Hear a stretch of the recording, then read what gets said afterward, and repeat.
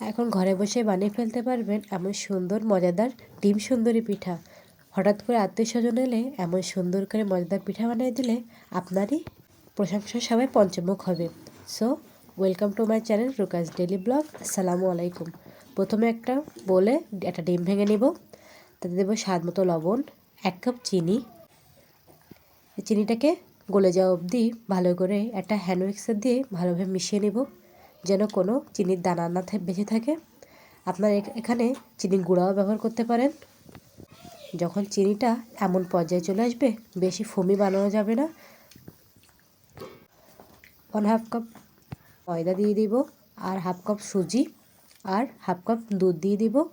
দিয়ে পরিমাণ মতো পানি দিয়ে এগুলো একটা কনসিস্টেন্সিতে নাড়াতে থাকবো। ভালো করে যখন ব্যাটারটা আমার পাতলা হয়ে আসবে, তখন এটা রেস্টে রাখবো। ব্যাটারটা পাতলা হয়ে সমস্যা নেই, কারণ সুজি দেওয়া আছে। রেস্টে রাখলে ওগুলো এমনই ঘন হয়ে যাবে। তারপর একটা ডিম ভেঙে নিয়েছিলাম, সেটা পোস্ট করে নিয়েছি।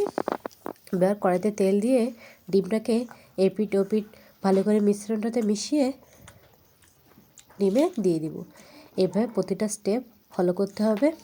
বারবার উঠিয়ে নিয়ে পরপর করে এগুলো কোট করে ভেজে নিতে হবে।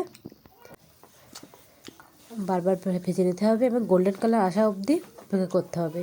এই যে আমার ডিম সুন্দরী পিঠা রেডি। এবার ছুরি দিয়ে কেটে নিলেই রেডি হয়ে যাবে। আমি একটা পিঠা দেখাচ্ছি আপনাদের, দেখেন তো কত সুন্দর হয়েছে। পিঠাটা অনেক সুন্দর দেখতে হয়েছে। আপনারা চাইলে বাসা বানিয়ে ফেলতে পারবেন এত সুন্দর পিঠা। খেতে ছিল অনেক মজাদার আর সফট। যদি পিঠাটা দেখতে অনেক সুন্দর হয়েছে। যদি পিঠাটা ভালো লেগে থাকে অবশ্যই সাবস্ক্রাইব করে পাশে থাকবেন এবং বেল আইকনটি ভালিয়ে দেবেন। আসসালামু আলাইকুম।